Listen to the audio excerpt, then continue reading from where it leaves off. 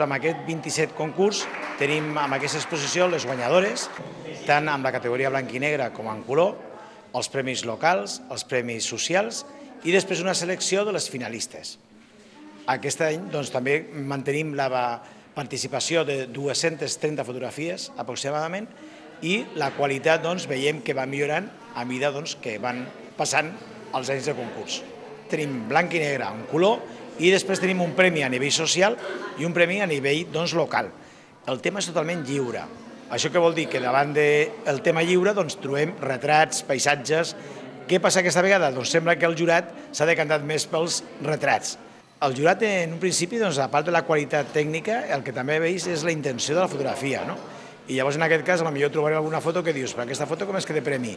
Després, amb el comentari que es va fer amb el jurat, va ser això, dir, home, és una foto que potser no està tan preparada, tan treballada, sinó que ha trobat el moment oportú per fer-la, i això també és important.